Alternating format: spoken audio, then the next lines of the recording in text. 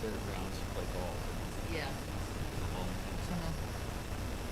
It goes to the new Didn't bridge. know there was Yeah. the new bridge. Yeah. And then it goes. And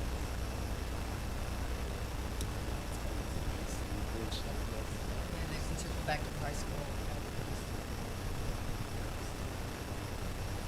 Are we ready? Is there a fair? Is there a fairground in the evenings? Yeah. It's Saturday night. Saturday night? Tonight's ATV. Yeah, I was gonna say Trudy's in charge. ATV radio? ATV rodeo Saturday night. ATV. There, buddy. Well, thank you. It's about time you do something useful Right? down there. I'm only for Are we ready? Okay. I'd like to call the meeting of the Planning Commission to order. It's Thursday, July 25th, 2024.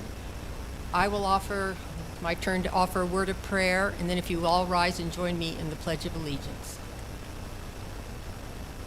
Our Father in heaven, as we come before thee tonight, we're thankful for our many blessings and for the bounties of life that we have been given.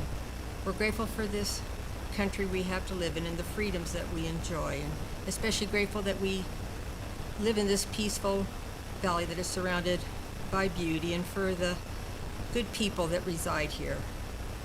We're grateful for the opportunity we have to serve the people of Morgan on the Planning Commission, and ask that thou might be with us tonight, that we might have wisdom and good discussion as we discuss the items on our agenda tonight. And we say these things in the name of thy Son, Jesus Christ, amen.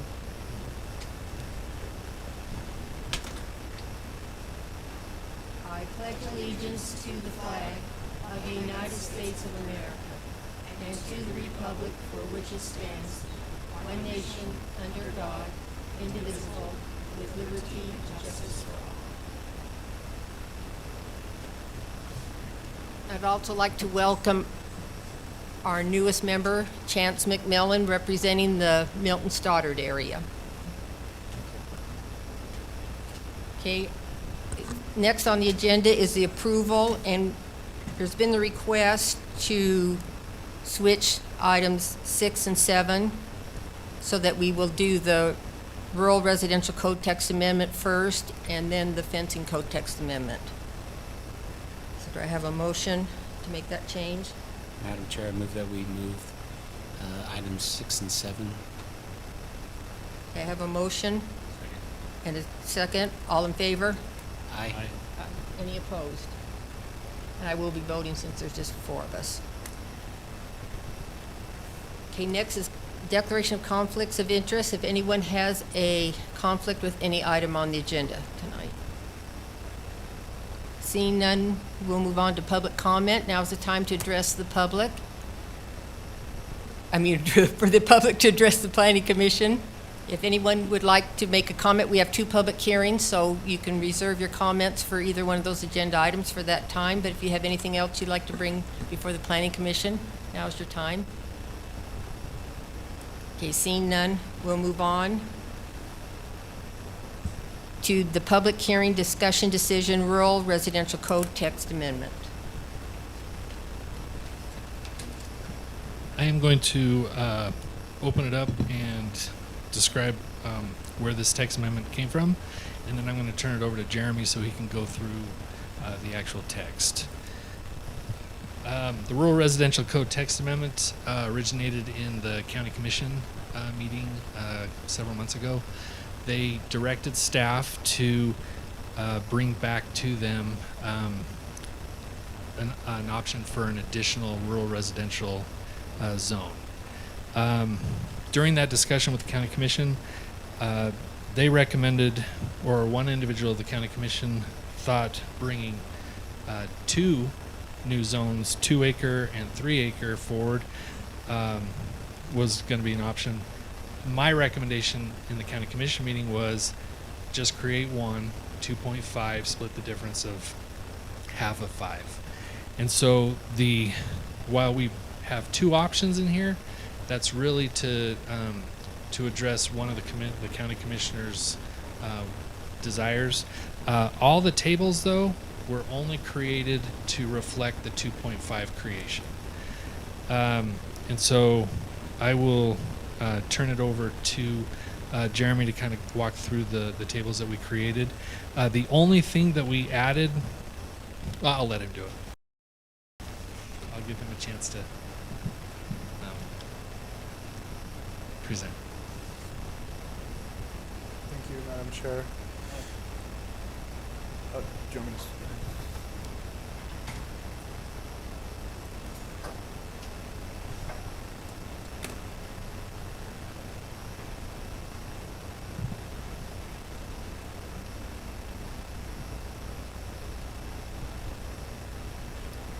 So this exhibit simply highlights the two options as was discussed. The next exhibit simply goes through it starts with the use regulations table.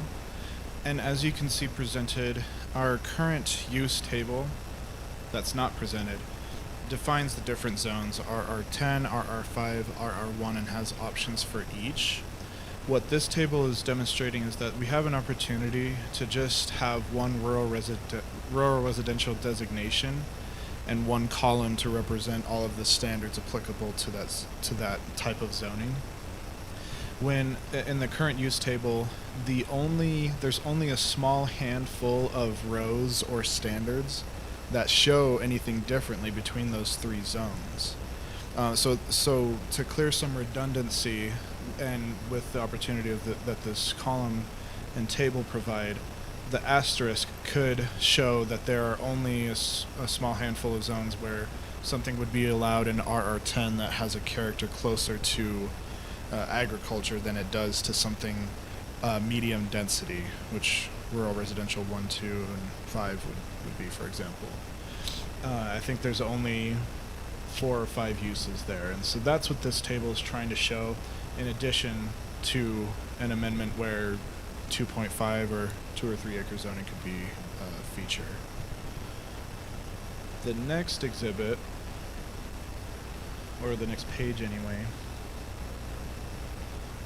simply goes through the rest of the what used to be a chapter, what I'm sure now is in our current code is a subchapter.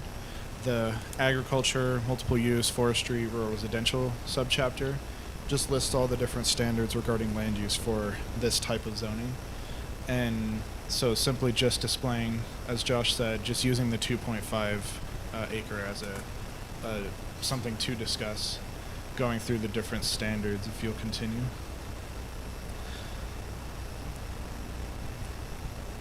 Josh, click the pause button. Going through and really did try to catch every applicable section where anything rural residential is mentioned. If you'll continue. This table is a demonstration of the width and frontage requirements. So RR5 requires 250 feet of frontage. Rural residential 1 requires 200 feet. We've split the difference for the 2.5. We did the same thing down here, where lots or have lot lines that are adjacent to and share a boundary with a public or private road. The minimum lot width shall also be 70% of the minimum frontage. So we just split the difference of what's required for the larger and the smaller zone. The yard regulations for front, rear, and side yards that'll be shown on the next page or so are pretty uniform and reflected here. The change to the new zoning proposal.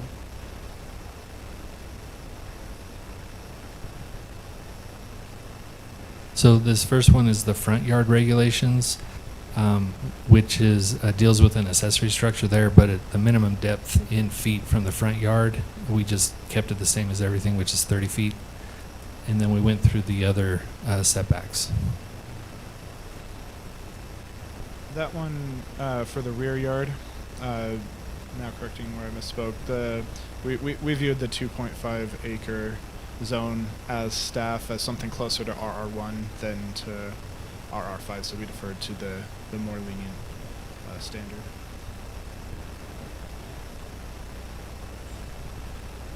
Same thing for the coverage regulations table and the side yards. So one of the things we had discussed as staff was that the coverage regulations, we as staff were proposing making it uniform across for all rural residential. So instead of the 5, 10, 20, it would be 30% for all of them. I'm not sure how that didn't get into this this version of the staff report. So our recommendation is cover regulations be increased to give individuals in these zones a little bit more liberty as to what they can put on their property for sheds, barns, accessory dwelling unit, and any other accessory structure that might go there. And it would increase to 30% for each of those zones. I believe the 30% standard is represented in the body of the text of the staff report instead of in an exhibit. It should have made it in an exhibit, but that's at least where it's decided. This just talks about the requirements for improvements and the standards that are adopted by the county.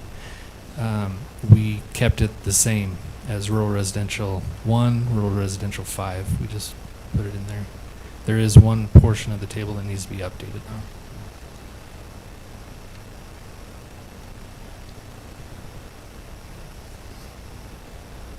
This is from just a different part of the, not the subchapter that we've been discussing for the last few pages, but close to it and prior to it. And so we just, and again, any mention of rural residential districts, we tried to define the 2.5 acre zone.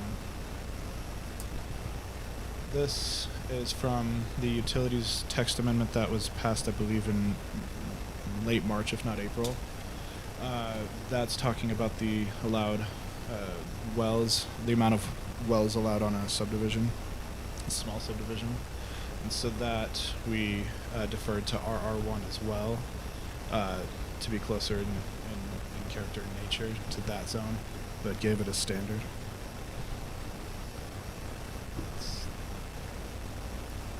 The applicable code sections I could find, Madam Chair. Those are.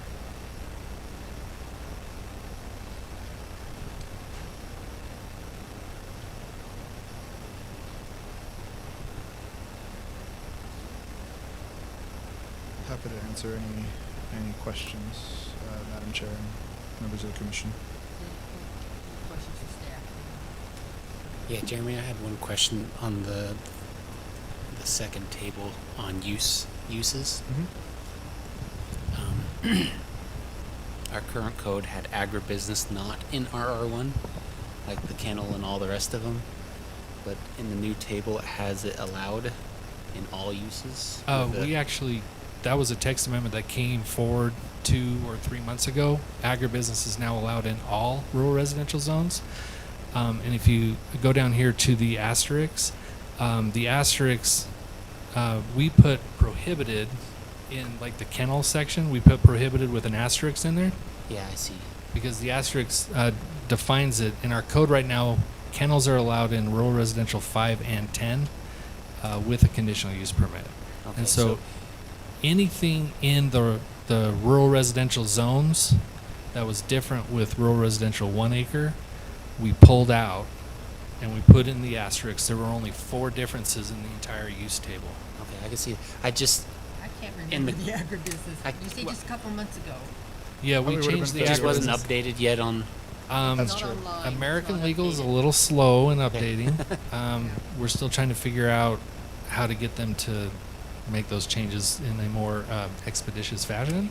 I was trying to remember some conversation, but I couldn't remember if we talked about that in RR1. Yeah, we did. There was a conditional use permit that came forward after we amended the text so that they could do their roadside. Do you remember the Stand. name? It's a Oh, produce yeah. stand. Yeah, It's a Morgan. produce Let's stand. jog your memory. That's what it was. Yeah. Okay.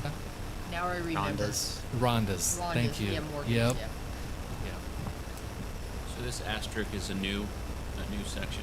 Yeah. So, well, it's not a new section. What we did is our current I code. understand, but it Oh. didn't have that in No. the current code, the little Yeah. sub note down. That's true. The asterisk is new. I apologize. It's all right.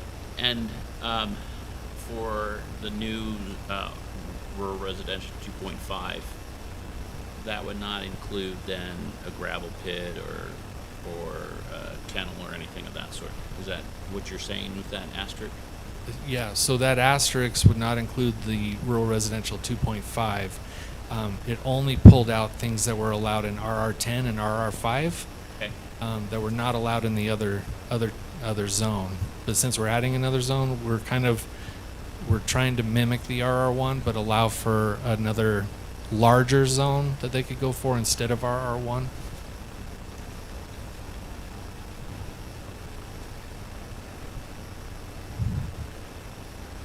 To me, that's confusing the way it's shown. I didn't even see the asterisk to look at the note. Okay. Would it make more sense potentially just say RR5, RR10 in that block instead of having the little asterisk there and say only? Well, we were trying to simplify the table, for one, because right now you have rural residential 10, rural residential 5, rural residential 1. I understand. So in the table where you have the little asterisk or dash, then an asterisk, couldn't you just put RR5, RR10 only? Yeah, we could add that in as a parentheses in each of And those. then you could get rid of, at each asterisk thing, just get rid of the note. I see what you're saying. That is a great idea, and I think that'd be a good idea. We could make that change. Okay. On the utilities chart, all the other ones, you split the difference between RR1 and RR5. You kind of split the difference. But on the utilities chart, you just kept it at RR1. What's the logic behind that? It's actually the same for everything except for when you get to the really large. No, the utilities. Go down to the utilities. Oh, utilities? Oh, the utilities. So our recommendation to the county commission for this in the first place was no more than 10 wells per subdivision. If they go more than 10 wells, meaning 10 lots, they'd have to have their own water system. That was our original recommendation. The county commission created this table, but with recommendations from the county engineer and other discussions, and maybe Garrett can kind of weigh in on this as well. We don't want subdivisions that go on wells. We want subdivisions that have water systems. And so we were, our thought process was to stick with what's allowed in the RR1, 10. That's But logical. maybe Garrett can speak a little bit more about. Yeah, we're going to have Ted Black, who is the state fire marshal, come and talk to the county commission about some questions with the fire sprinkler ordinance.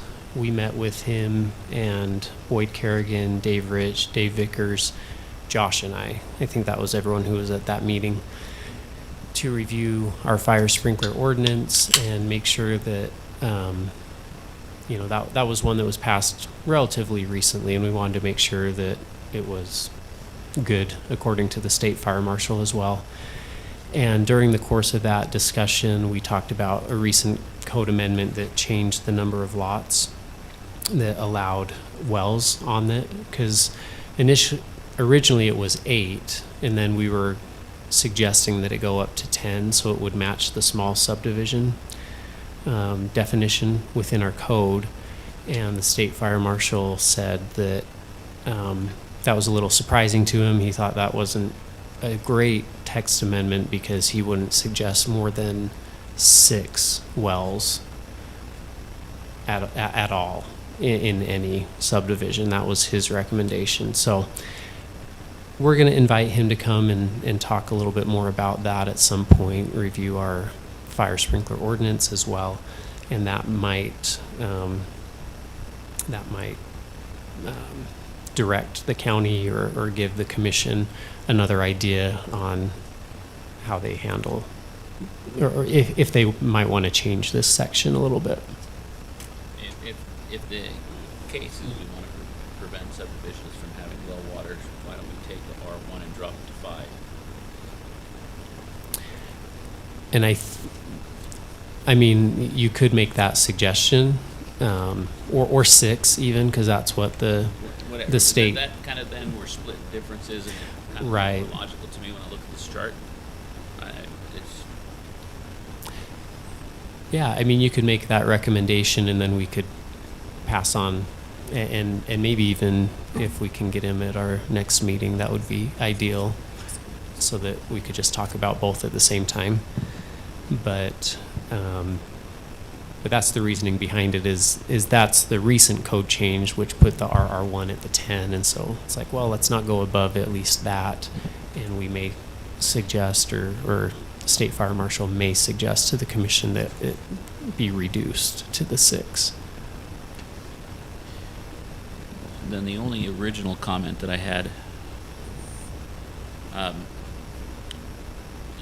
think to help applicants, because we're going to see them wanting to get to the RR25 or RR1. Is there any way that we can create guidelines of what properties should go to or could go to the R25? That's typically created through the general plan. The general plan has a land use element, and in the land use element, there's a future land use map. Our future land use map currently is like a 1-for-1. It shows where natural resource and recreation, which is like F1 and ME 160. Then you have A20. Then you have Ranch Residential 10, Ranch Residential 5, Ranch Residential 1. So during the general plan update, which started before I got here, but kind of got put on hold, and which we need to pick up again, that future land use map should be changed to reflect areas that should go kind of a, agriculture or rural residential type zone, but not not a 1-for-1. And we can have kind of more of a discussion on that. My recommendation, though, would then be to at least try to update the map, the future map, not the whole general plan, so at least coincides with something we're doing, so that applicants can at least look to it and say, okay, I'm in a zone that could be increased, density could be increased, on my property. Yeah. From an R10 to R2.5. So the general plan is a discretionary document. You don't have to follow it. It doesn't preclude somebody. So if your property was currently designated as A20, it doesn't preclude you from applying for RR1. And if the surrounding lots are similar to RR1, then the legislature can ignore the general plan and change it at that time as well. And so changing the zoning and adding another tool, in essence, gives property owners the option, regardless of what the general plan shows, to bring an application forward. Because it may be that a rural residential 2.5 makes more sense than a rural residential 1. They might have a better chance of getting that. So it just gives another tool for property owners. I don't think the future land use map needs to be updated just because we're changing the zoning. But that's my recommendation. Just Our office gets a lot of requests when it comes to wanting to rezone or what they can do with their property. And when they have something like 1 acre zoning, other departments, state departments, Weber Morgan Health, for example, requires 1.75 acres for a well. And so this gives an option for property owners that have a little bit of land to be able to carve it up such that they have an option and don't have to make a bigger argument to jump from RR10 to RR1, rather something a little bit more. I fully understand. What I'm trying to do is help the applicants in the legislative body, the commissioner, to be able to make a good decision and not get into, well, you did this for this person and now you're doing this for that person. It's not fair. I should get the same treatment. So I'm trying to figure out a simple way. We are doing the area plans. We're working on those now. Maybe that could be addressed in those area plans where a 2.5 zone would be appropriate. I'm good with it. Just something to give us guidance so that we could look the applicant in the eye and say, sorry, no. Or yes, go with it. And feel good about approving it to the commission. So typically an applicant will come into my office and have a meeting with me, pre-application. They'll present their idea of what they want to do. I'll go through the code with them. I'll go through the future land use map. I'll talk about surrounding land uses that are already there. I'll give them my professional opinion about whether they have a fighting chance or not. I make a recommendation at the end of the day, but the county commission doesn't have to follow it, or they can. You don't even have to follow my recommendation. You can make a recommendation that goes the other way as well. This is kind of what's before you now, and updating the general plan isn't a requirement to add changes to the zoning map or the zoning ordinance. So my recommendation, this is what's before you. Let's kind of talk about this, handle this, and then if there's other things you want to direct staff to look at and do, then we can do that separate to this.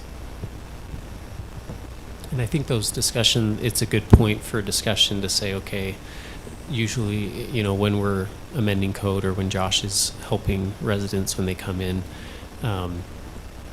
there's a lot of things that I didn't know before I got here, and I'm like, oh, okay, you want a little buffer, so you want RR1, then 2.5, then 5, but not everyone understands that, or they see the tunnel zoning and it's complicated.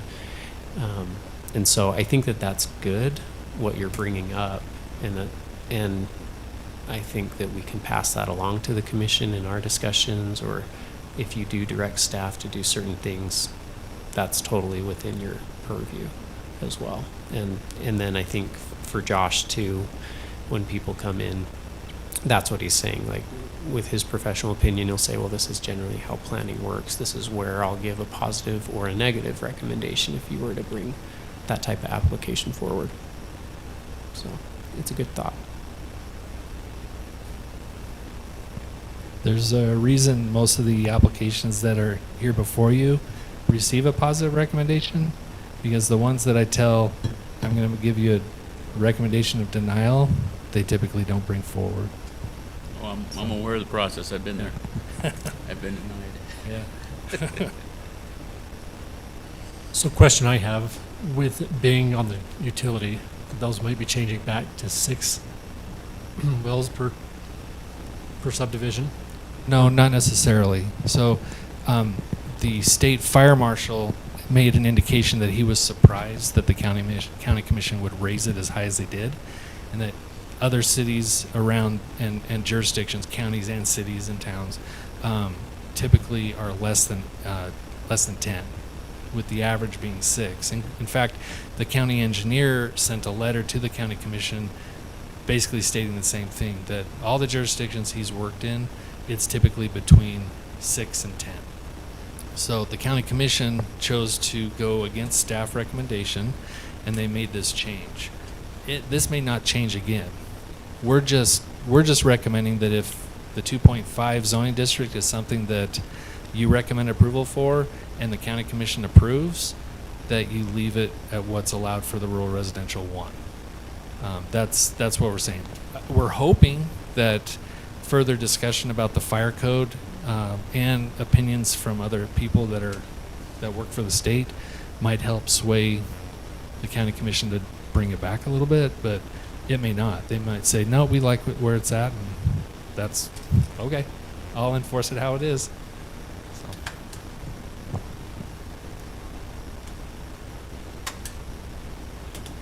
Did that answer your question?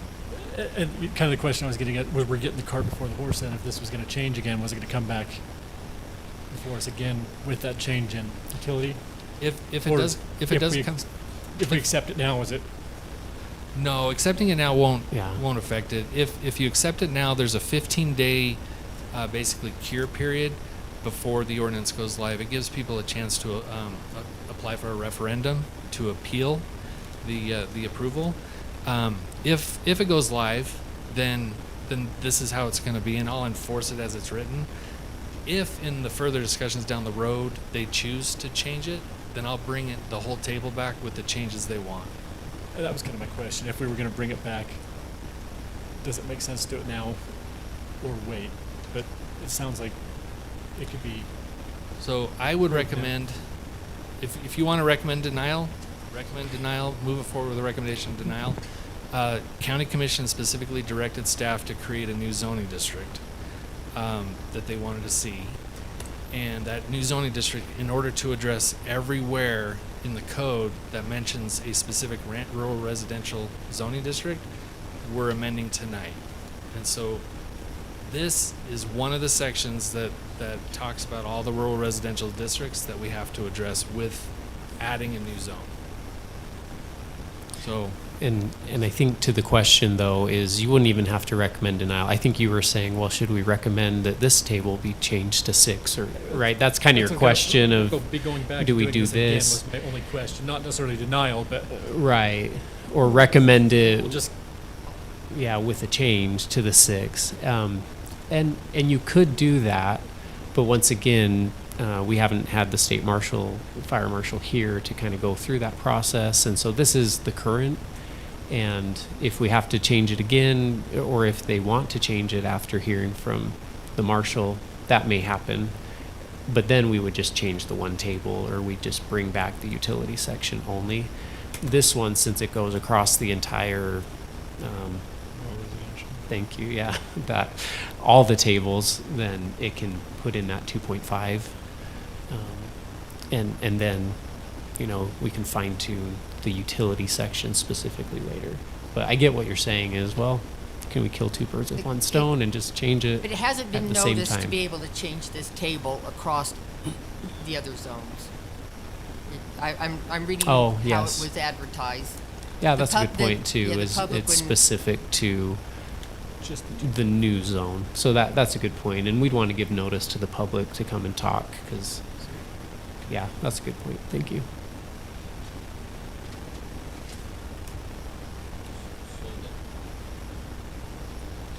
So the coverage section where you wanted to have it 30%, the table was wrong. well, the table is currently not wrong. What we're recommending though is that instead of a 20-20-10-5, it all be 30%. And I'm fairly certain that we noticed it to allow for that change, but Yeah, but it's not in the table. So what I'm saying is, do we recommend making it 30 to align with this as we make an approval or a recommendation to approve? That one of the he's saying in our motion, should, in our condition, Thank make you. sure that 30% is. yeah, you could add that Identified as a on the condition. table. I think we included it in the text of the staff report itself, so we could update the text before it goes to county commission. But I would prefer you add it into the motion. That would be good. It's discussed in the final paragraph of the staff recommendations section. Yeah. So it was in Thank you. there. Just to correct the table. But To was make that- a new table, yeah, to you maybe read give that options there notice. as well. Yeah. Or did we talk anything about increasing coverage? So that are we now going to get in hot water for increasing coverage on other zones? No. Well, for the same reason that we don't want to drop the utility wells to 6. No, this is a little bit different because we did advertise for the change, but somehow the table in the exhibit didn't get updated That's fine. from my discussion with my staff. So I apologize. I'm not worried about it. Mistakes. So the changes I have, that we need to change the coverage regulation to 30% just in the chart, and then to remove the asterisks and add in parentheses R5 and RR10 into the table for those uses that will not be allowed in the 2.5 or 1. That was a great suggestion, by the way. Thank you. What table is the coverage one? So we can reference it correctly. Called, You could just reference it by the code reference itself, which would be it's called 155. coverage regulations. 155.087.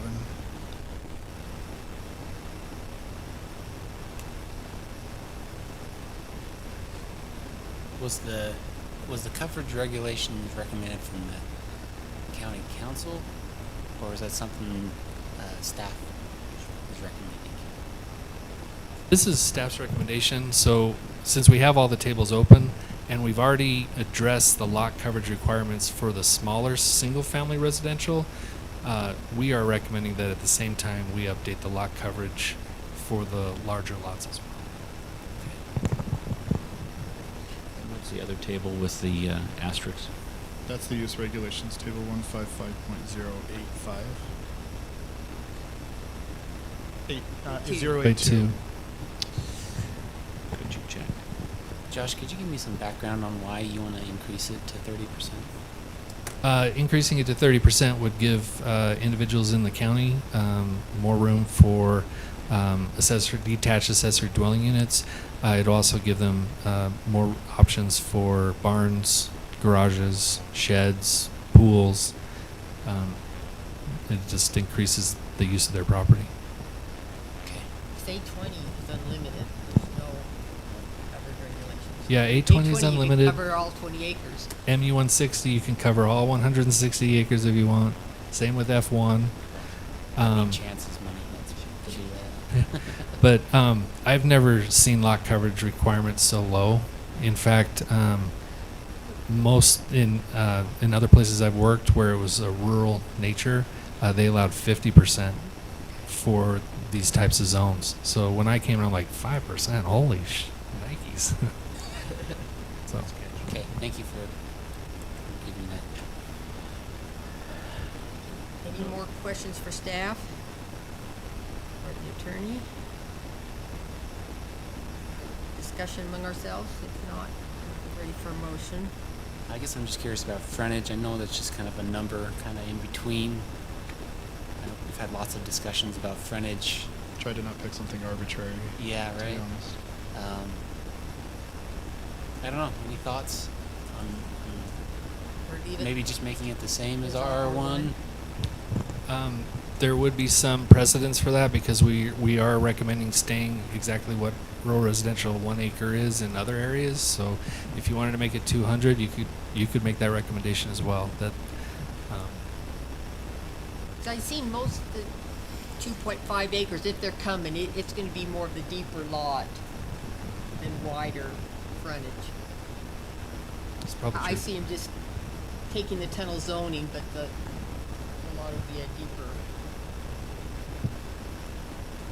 Yeah, if you want to keep the frontage requirements the same as a rural residential 1 acre, I mean, staff doesn't have an opinion one way or the other there. We just Pause on that. split it halfway. Unfuzz it, please. Oh, it's 225 now. 200 R1, 225 at 275. Just leave it at 200. 200 and 140 in the same time. So Yeah, 200, 140 for width. Oh, the maximum, minimum width.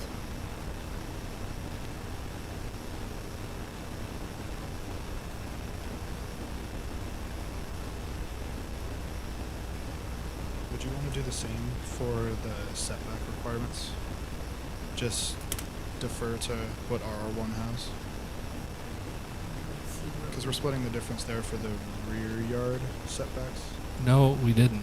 Oh. We kept it the same as rural residential 1.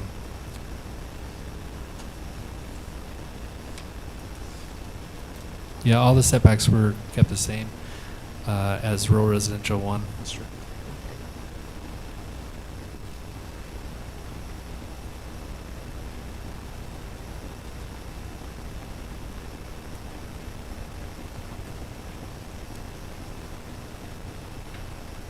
Okay, that's it. That's all I got.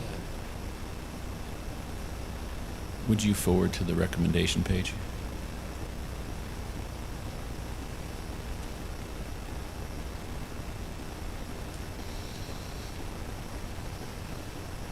Madam Chair, I recommend approval of the County Commission for the Rural Residential Code text amendment and amend Morgan County Code to add rural residential district for new zoning option from the draft ordinance dated July 25, 2024 with the following additions or corrections. In Code 155.082, use regulation chart, eliminate the note at the bottom, and in the rural residential table, put RR5 and RR10 in parentheses in those appropriate blocks. And in Code 155.087, the coverage and regulations, rural residential district, we grade all equal at 30%. And then in Code Section 155.0.084 with and frontage regulations, we match the rural residential 1 regulations of 200 width and 140 depth, I think. Am I backwards? 200 frontage and 140 width. Frontage is width. Depth. No, Okay, width. width is 140. Yeah, so the frontage is where the property line actually meets the street. There's got to be 200 feet there Okay. for RR1. The width is if you go back to the front yard setback, so 30 feet back from the street, Okay. that width has to be at least 140. Thank you. You're welcome. Thank you. I have a motion by member Bishop. Is there a second? I'll second A that. second by member Little. Any more discussion on this motion? All in favor? Aye. Aye. Any opposed? Motion carries unanimous. Next item is, back up, public hearing. What about it? We didn't have a public hearing. Oh,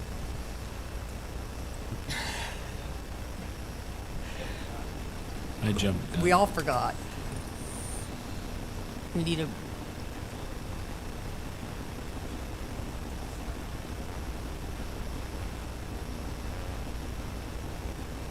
okay, we have a motion to reopen the item on the rural residential code text amendment.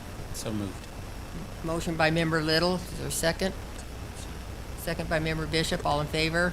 Aye. Opposed? Madam Chair, I move that we go into public meeting.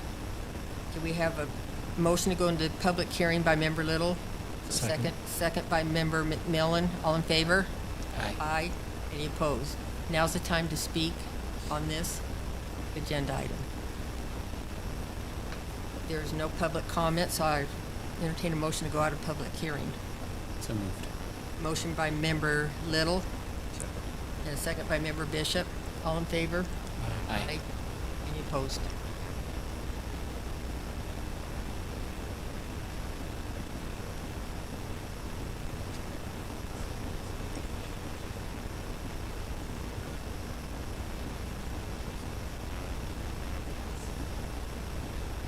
Is that,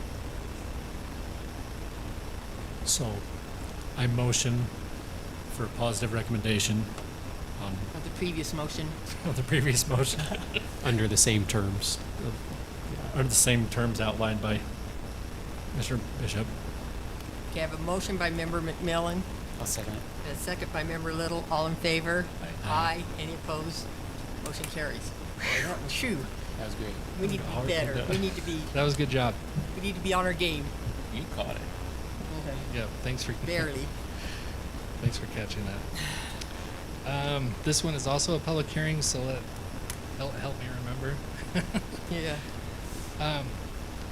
So there's 3 ways the code can be updated, or we bring a code change to you. The first is County Commission directs staff to draft text to change the code, and then we would bring it to you, and it would go to the County Commission for final approval. The second way is the Planning Commission, as a body, can make a motion to direct staff to make changes to the text of the code as well. And then the third method is if a member of the public wants to pay a rezoning fee, pay an application fee, file an application with the text, and then we would then take that text, find a place for it in our code, and then bring it to you as a recommendation. This item before you is application number 24.036. CW Land submitted an application to change the fencing and wall requirements that we have in our code. It was going to come to the last agenda 2 weeks ago. Yeah, 2 weeks ago. But after review of the text, I thought it was changing some different things, so I had created a new section for it, and it didn't really fit after reviewing it, talking with Debbie. So we decided to recommend a continuance. I met with Rome to readjust and place it in the text in a different location. And so if you could go to the text now. So the only section that's being changed is number 4. C included. Oh, it should be 5. I apologize. C5. It should be 5, not 4, because we already have a 4. That's a numbering error on my part. I apologize. So we added a section to C, which is fences, residential standards, and this would apply to subdivisions only, and it would be the perimeter fencing around the subdivision. Item D, 5D, you can strike and delete because we already covered that. It's already allowed in 3B above. So D of the new text can be deleted completely as it's already allowed up above.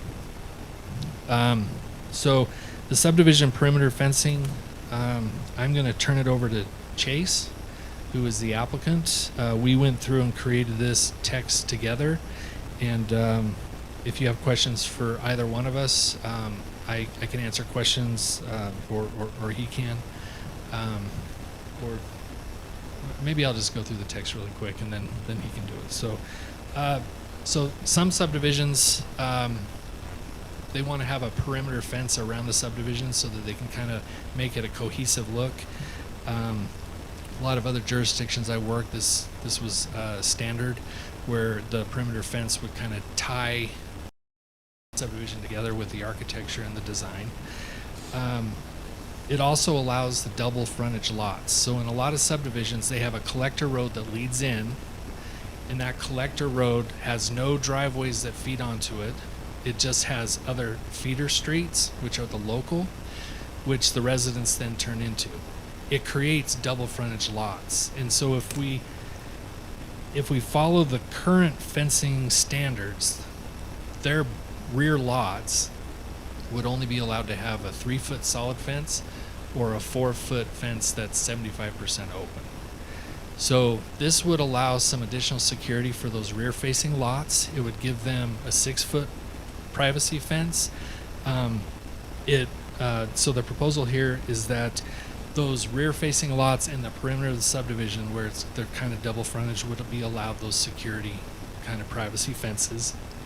And then on the corner lots of those rears, they would also be allowed to have 6 feet on the local road, as long as it didn't infringe on the front yard setback and it was clear of the vision clearance triangle. I can define a vision clearance triangle if you'd like. Okay, might be easier to draw, so I'll have Jeremy set it up so I can draw it out. I think there's a pen over here, right?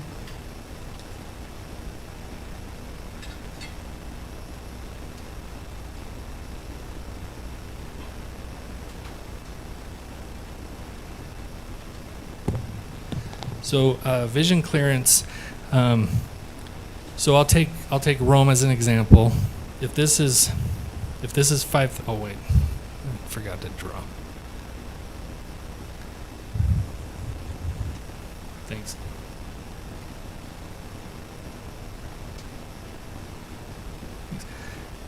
So 5,000 west is right here. Oh wait, that erased it again. Thank you. So let's say this is 5,000. Right. This is where the townhomes are.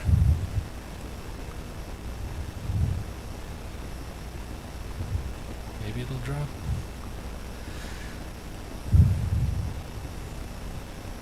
Okay, so at these intersections, from the intersection, you measure 40 feet back and then 40 feet this way.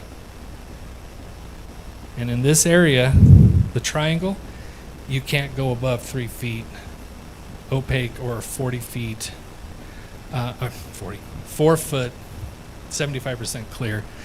But you could have the 6-foot fence along that area right there because the triangle's kept clear. That's the vision clearance triangle.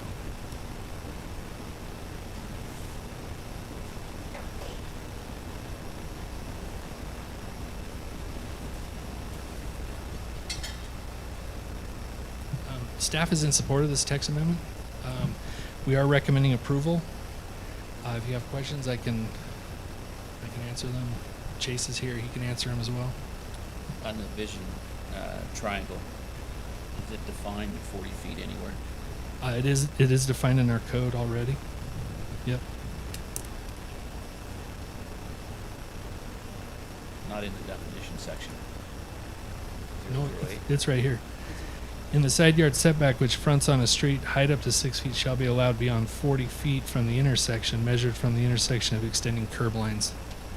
So we measure the 40 feet, and then you're allowed 6 feet along that edge. You're welcome. Were you asking if you felt like we needed to define it? Triangle in the code? It's defined. It's Vision clearance triangle is defined. Okay. Any other questions for staff or the applicant? No, I'd like to hear the applicant. I'd like to hear what the applicant has to say. Chase Freebairn representing CW Land.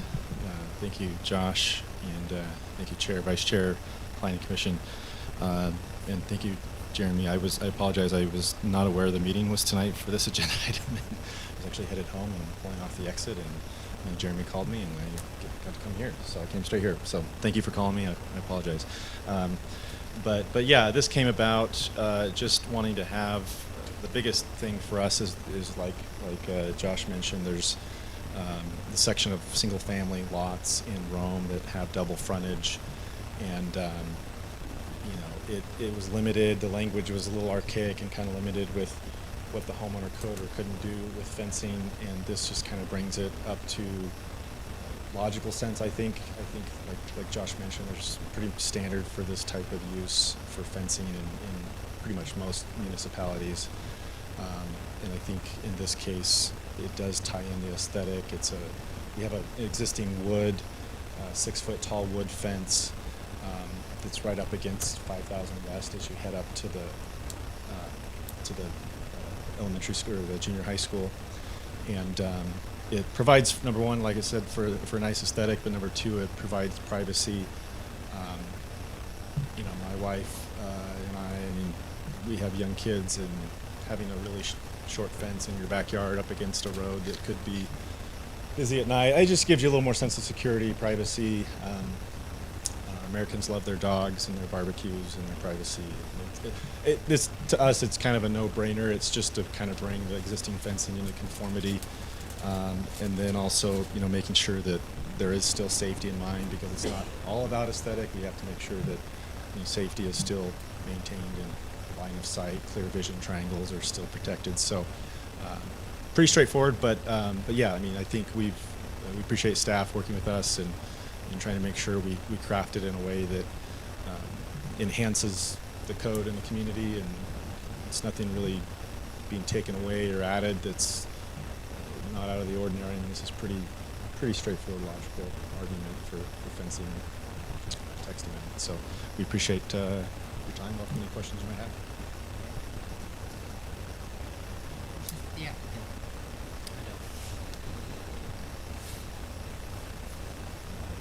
Thank you. Any more discussion? I do. Josh, you were reading the triangle 3B, is that correct? Yeah, that's correct. Okay, so as I reread it, it just talks about the side yard setback which fronts the street. That's correct. It doesn't talk about say it's a backyard, or if you went back to your little drawing. So I do think there could be an added definition or explanation of your vision clearance triangle.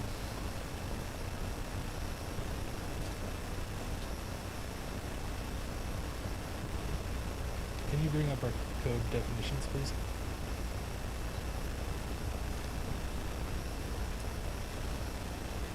I didn't see it under there. I checked for vision clearance triangle.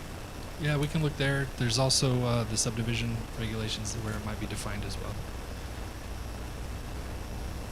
I didn't look in there. I did look in 008. I just don't want to create something if it's already in No, there. no, no, I'm with you.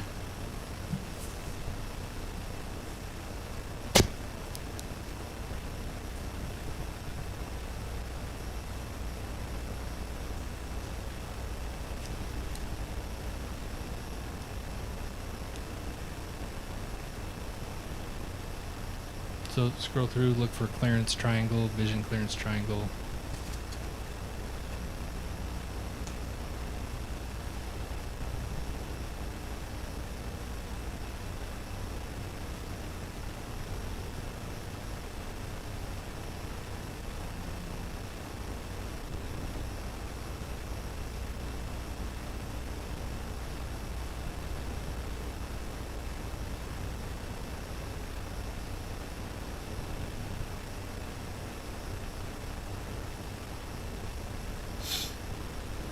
Here, I'm going to come over and scroll.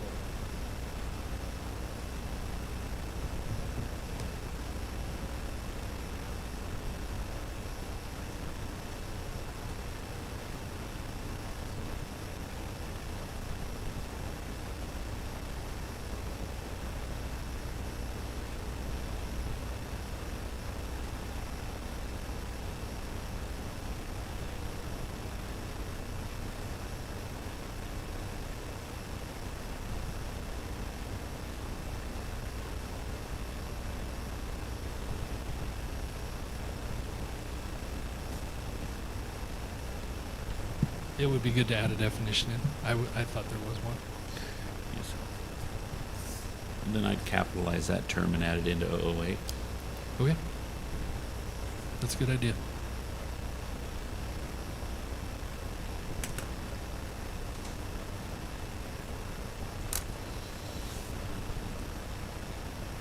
Okay, let's do a public hearing before I forget. So motion to go into public hearing. Thank you.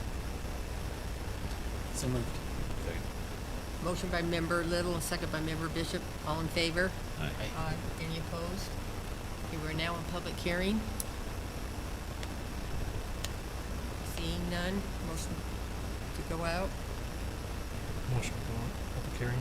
Okay, motion by member McMillan I'll say and a second by member Little. All in favor? Aye. Any opposed? Okay, we're out of public hearing. Enter our conversation. Are we ready for any discussion among us? Just, Jeremy, would you scroll down from that? I had a comment about something lower in your document.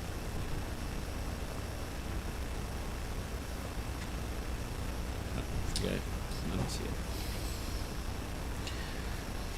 All right. Madam Chair, I recommend a positive recommendation with additional changes. I move forward a positive recommendation to the County Commission to amend the Morgan County Code to add three new definitions in section 15508, definition of subsection,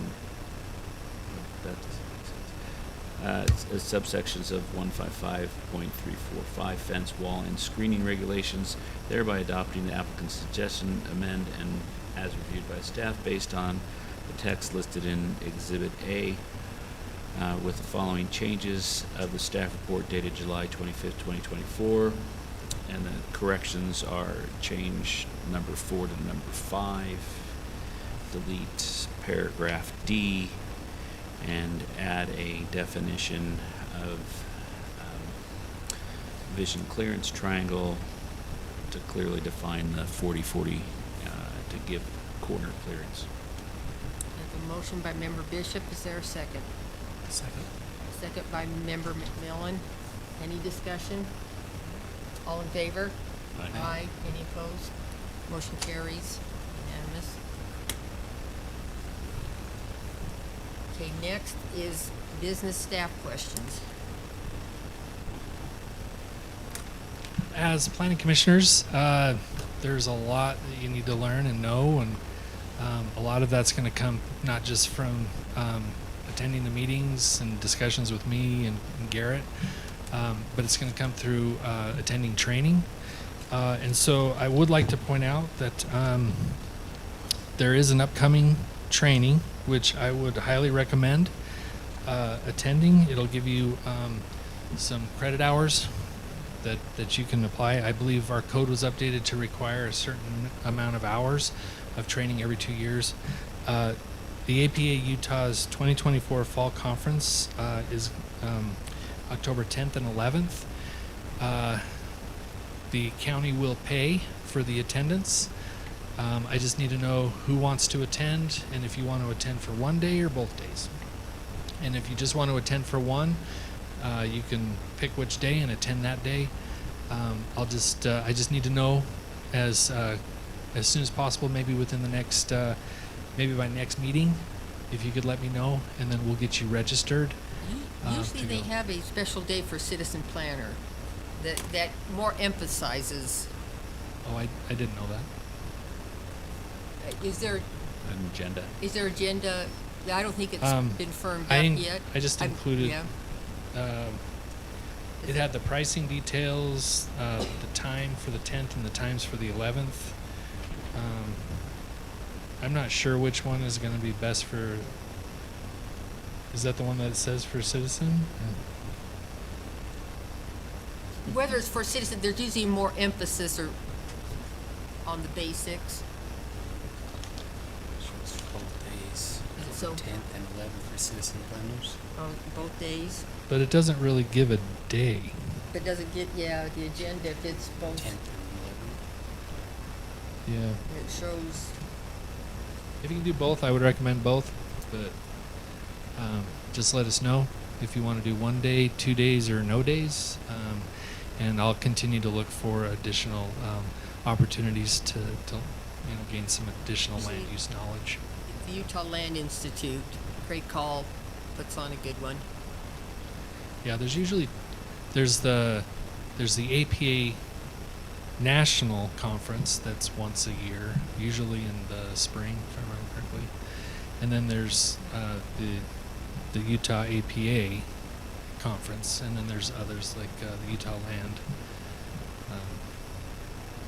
So just check your schedules, let me know, and we can pay for that and get you registered. When you pay for that, what do you mean? Like just a 1 day fee, or you're You paying pay us a for? hotel. Well, Okay, it's here in Utah, so I Provo, think you can. it's kind of a, You're right. It's a bear. Drove it today. I don't even get out of Morgan, so. At this point in the conversation, it would be just for the attendance, not for hotels. We do have a per diem for food. You'd Easy be thing. reimbursed for that. mileage. It's but- a Thursday, Friday, by the way.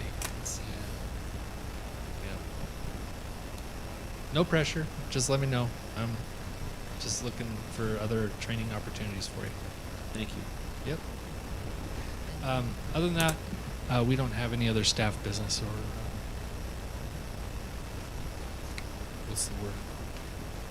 And you have any questions for staff? Yeah, questions. Okay, seeing none. Move on to minutes. Anyone have any corrections? If not, ready for a motion to approve the minutes. Madam Chair, I move that we approve the minutes. Motion by Member Little to approve minutes, June 27th, 2024. Is there a second? Second.